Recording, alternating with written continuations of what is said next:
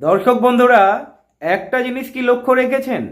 Stream media TMC BJP করতে ব্যস্ত, কিন্তু ময়দানে কারা রয়েছে?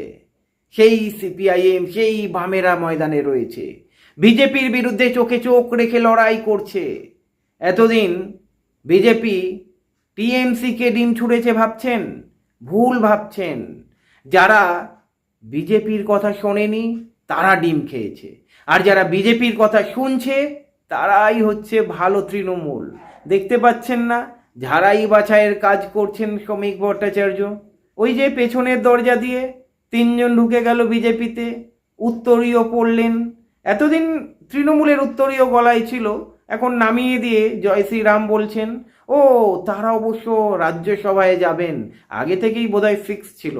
কেন্দ্র থেকে কি কোনো ফিক্স ছিল? কেন্দ্র থেকে কি সব আলোচনা হয়ে গিয়েছে যে ঝাড়াই বাছাই করে ভালো তৃণমূল এগুলোকে নিয়ে নাও, তাদের কিন্তু ডিম মারবে না, আর নেতারা উস্কানি দিয়ে যাবে, আর উস্কানির ফলে কি হবে? যারা খারাপ তৃণমূল তাদেরকে ডিম মারো। চলো, ভালো কালচার। তবে বামেদের কেন ডিম মারছেন? বামেরা কোথায় বাঁশ দিয়েছে? মীনাক্ষী মুখার্জিকে ডিম ছুড়ছেন? দুর্নীতির বিরুদ্ধে লড়াই করছে, আপনাদের বিরুদ্ধে মুখ খুলছে, এই কারণে বামেরা কিন্তু রাস্তায় রয়েছে, বামেরা কিন্তু লড়াই করছে, বিজেপির বিরুদ্ধে চোখে চোখ রেখে লড়াই করছে।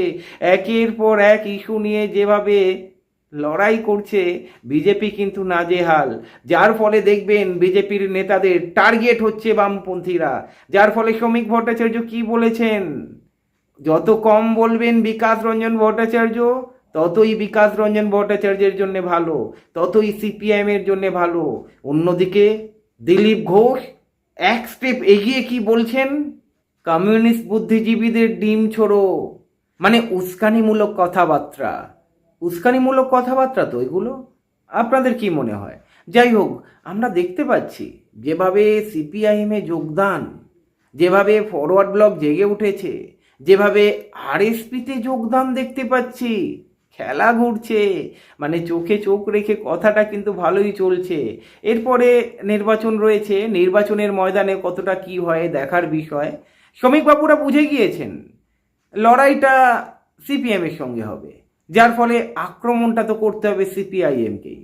কারণ বিজেপির ইস্যুগুলো নিয়ে তৃণমূল তো আর রাস্তায় নামবে না, রাস্তায় নামছে বামেরা। তাই বামেদের আটকানোর চক্রান্তের পর চক্রান্ত। যাই হোক, এই চক্রান্ত কি সফল হবে? কি মনে হয়? বামেরা কি দমে যাবে? বামেদের কি অত সহজে দমানো যায়? বিকাশ রঞ্জন ভট্টাচার্য যেভাবে কোর্টে লড়ছেন, নাজেহাল করে ছাড়ছে বিজেপিকে। একের পর এক স্টে অর্ডার বিজেপির মানে অস্বস্তি বাড়িয়ে তুলেছে।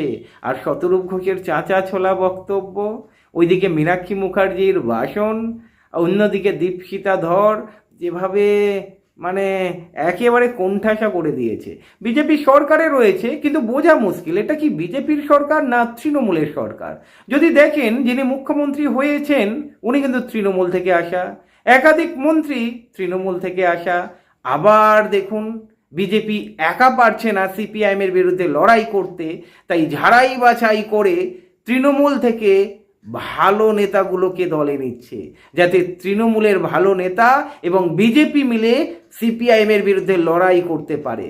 দেখার বিষয় যে দুর্নীতি তৃণমূল করেছে সেই দুর্নীতির বিষয়ে কতটা লড়েছে আপনারা জানেন? বামেরা লড়েছিল না বিজেপি লড়েছিল? মানে আমি বলছি যখন তৃণমূল ক্ষমতায় ছিল। যাই হোক, বিজেপি ক্ষমতায় চলে এসেছে কারণ বাংলার মানুষ ভেবেছিলেন যে বিজেপি পারবে তৃণমূলকে সরাতে। তবে সন্দেহ রয়েছে, বুকে পাথর রেখে বিজেপিকে ভোট দেয়নি তো। শ্রমিকবাবু তো বলেইছিলেন ভোটের আগে, আপনাদের যতই কষ্ট হোক পতাকাটা দূরে সরিয়ে রেখে বিজেপিকে ভোটটা দেন। যার ফলেই কি বুকে পাথর রেখে বিজেপিকে ভোট দিয়েছিল। বিজেপির নেতাদের বলবো একটু ভালোভাবে কাজ করুন, আরও তৃণমূলের দুর্নীতি নিয়ে একটু লেগে পড়ে উঠুন, আসল মাথাগুলোকে জেলে ভরুন। দেখুন, আসল মাথা যদি জেলে ভরতে না পারেন জনগণ কিন্তু ক্ষেপে যেতে পারে। যাই হোক, আপনাদের ভোট দিয়েছে, তারা কিন্তু আপনাদের ভোটটা নাও দিতে পারে।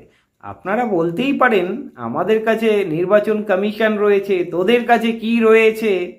জনগণের পাওয়ার নিশ্চয়ই বিজেপি জানে, তবে বুঝতেই তো পারেন কারচুপি অনেক কিছু হয়। দেখা যাক ভালো তৃণমূলরা এখন বিজেপিতে আসছে, বিজেপির কতটা ভালো হয়। তবে একটা প্রশ্ন বিজেপির সমর্থকদের কাছে, আপনারা কি খুশি এতে? আপনাদের সঙ্গে কোনো বেইমানি হলো না তো? আপনাদেরকে তো কথা দিয়েছিল কোনো তৃণমূলকে বিজেপিতে আনবে না, বিজেপিতে আনলো তো, তার মানে আপনারা একা সিপিএমের বিরুদ্ধে লড়তে পারবেন না। চোখে আঙুল দিয়ে কিন্তু শ্রমিকবাবু দেখিয়ে দিলেন। আর যাই হোক, কমেন্ট করবেন, ভালো থাকবেন।